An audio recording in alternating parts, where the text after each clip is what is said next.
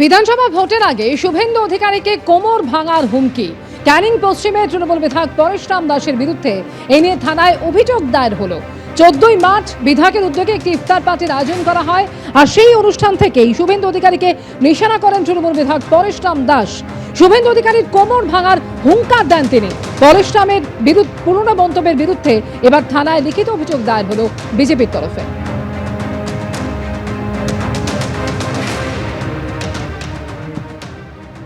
2021-এ MLA Pareshram Das জেতার পরে যে হারে অত্যাচার সারা ক্যানিং জুড়ে করেছে, এরকম আমরা জীবনে কোনোদিন দেখিনি। আমরা থানায় অনেক সময় অভিযোগ করতে গেছি, অভিযোগ নেয়নি। এখন সুশাসন প্রতিষ্ঠিত হয়েছে, আমরা জানি প্রশাসন আমাদের অভিযোগ নেবে। এই অভিযোগের ভিত্তিতে আজকে আমরা এখানে এফআইআর করতে এসেছি।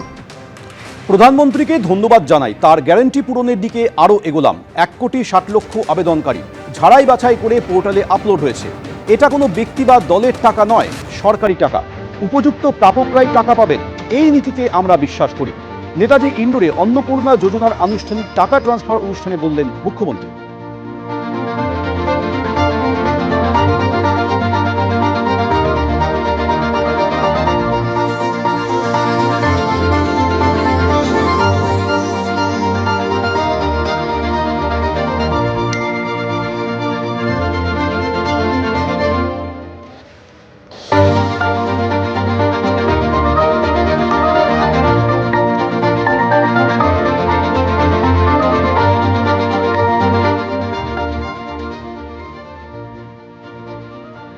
ধন্যবাদ জানাই ভারতবর্ষের যশস্বী প্রধানমন্ত্রী নরেন্দ্র মোদীজিকে।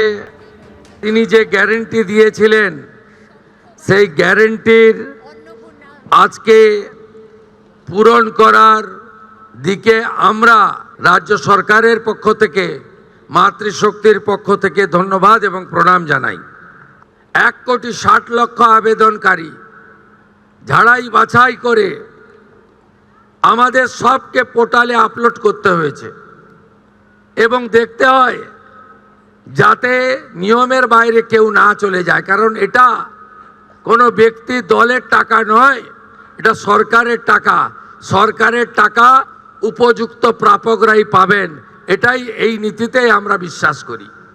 আমরা এক্ষেত্রে ছাড় দিয়েছি যারা বাংলাদেশ থেকে শরণার্থী হিসাবে এসেছেন, সিএতে আবেদন করেছেন, তাদের ক্ষেত্রে আমরা যতক্ষণ না সিএ নিষ্পত্তি হচ্ছে তাদের এই সামাজিক ভাতা চালু থাকবে, আটকানো হবে না। শুধু তাই নয়, প্রশ্ন তুলতে পারেন এরা তো মূলত হিন্দু। আমরা সেক্ষেত্রে আমাদের লোক ধর্ম পালন করেছি। যারা ট্রাইব্যুনালে অ্যাডজুডিকেট হয়ে ট্রাইব্যুনালে আবেদন করেছিলেন, তাদেরকেও আমরা যতক্ষণ না ট্রাইব্যুনালে তাদের বাতিল বলে ঘোষণা করছে, তাদের এই ভাতা চালু রাখার সিদ্ধান্ত গ্রহণ করেছি। এতে কি কোথাও ভুল হয়েছে? ভীষণ ভালো লাগছে। আর একটা মোস্ট প্রবলি একটা কথা হচ্ছে, আমি তো আগের মাসেও টাকা পেয়েছি, আবার এই মাসেও পাবো। এখন অবধি ঢোকেনি টাকাটা, কিন্তু আমি ভীষণ খুশি এই টাকাটা পেয়ে যে উনি কথা রাখতে পেরেছেন। আর সব থেকে বড় কথা, উনি যা যা কথা রেখেছেন তাই কথা পুরোপুরিভাবে পূরণ করছেন। এটার জন্য আমি ভীষণ খুশি, ভীষণ ভালো লাগছে। আগে ওনাকে বলি অসংখ্য ধন্যবাদ, যেহেতু আমি হচ্ছি নিজে এক হাউস ওয়াইফ, তো ওনাকে বলবো যে খুবই ভালো লাগছে। আর সবাই যে বলছিল যে 12 পাতার ফর্মে অনেক কিছু আছে, তেমন কিছু না, কেউ ভয় পাবেন না, একদম সিম্পল ব্যাপার, সবার অ্যাকাউন্টেই ঢুকবে আশা করি। আমি আগের মাসেও টাকা পেয়েছি, আর এই অনুভূতিটা সত্যিই খুব দারুণ আর খুব ভালো লাগছে। 1,500 টাকা থেকে একটু বেশি পেলে তো সবারই ভালো লাগে, এটা তো ডবল পেলাম, সত্যি ভালো লাগছে। আমি একজন নিজে ডায়াবেটিস পেশেন্ট, আমার ওষুধ খরচা প্রচুর লাগে, আমার ওষুধের এই জায়গাটা আমাকে আর কারো থেকে চাইতে হবে না। অন্তত 2 বার পাইলাম এটা নিয়ে। কি কাজে লাগাবেন এই টাকাটা? এটা আমার হার্টের অপারেশন করা হয়েছে, তো ওটা চিকিৎসা করাবো।